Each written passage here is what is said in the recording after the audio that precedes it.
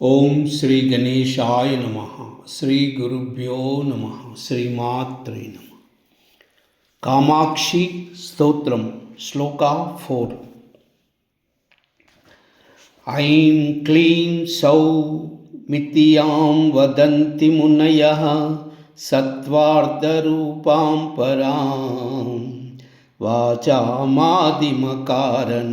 హృది సదా ధ్యాయంతి యాం యోగినః.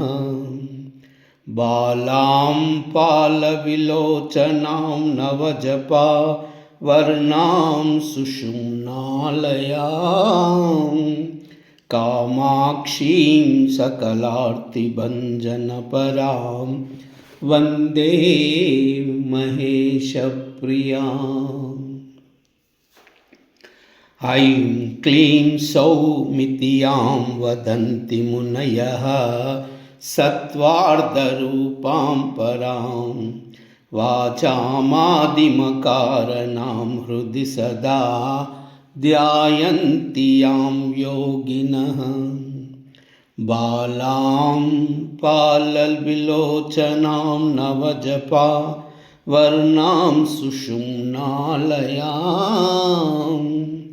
కామాక్షీం సకలార్తిభంజనపరాం వందే మహేశప్రియాం.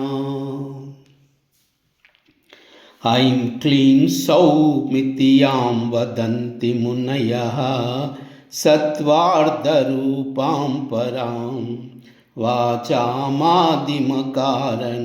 హృది సదా ధ్యాయంతి యాం యోగినః. బాలాం పాలవిలోచనాం నవజపా వర్ణాం సుషుమ్నాలయాం కామాక్షీం సకలార్తిభంజనపరాం వందే మహేశప్రియాం. ఓ అమ్మా కామాక్షి, భక్తాక్రేసులైన ఋషి పుంగవులు తమ తపశ్శక్తి అంతనూ దారపోసి కనుకొన్న మహిమాన్విత బీజాక్షర మంత్రము ఐం క్లీం సౌ. ఆ మంత్రమే ఈ సృష్టికి ఆధారమైనది. వాక్శక్తికి మూలమైన నీ కృపకు ప్రత్యక్ష రూపము ఈ మంత్రము. హృదయమందలి భావము నోటి నుండి వాగ్రూపమున బయలు వెడుటకు వెనుక శక్తివి నీవే తల్లి. ఓ బాలా త్రిపుర సుందరీ, జపా కుసుమ సంకాశమైన నీ విశాల నేత్ర ప్రకాశమే మా మనుగడలో సత్యము నిండిన వెలుగు, నిత్యము నిండిన వెలుగు. నవచంపక పుష్పాభనాసాదండ విరాజిత, నీకివే మా ప్రణామాలు తల్లి, స్వీకరించు. ఓ కామాక్షి జగజ్జనని, ఓ బాలా త్రిపుర సుందరి, నమో నమః. కాయైలాహ్రీ అసకాహలాహ్రీ సకాలహ్రీ. కాయైలాహ్రీ అసకాహలాహ్రీ సకాలహ్రీ. కాయైలాహ్రీ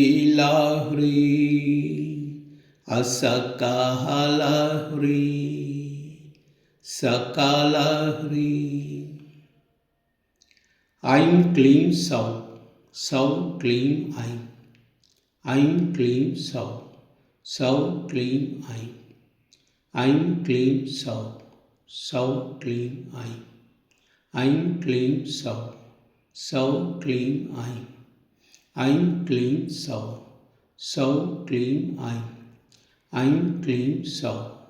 సౌ క్లీం ఐం. ఐం క్లీం సౌ. సౌ క్లీం ఐం. ఐం క్లీం సౌ. సౌ క్లీం ఐం. ఐం క్లీం సౌ. సౌ క్లీం ఐం. సర్వమంగళ.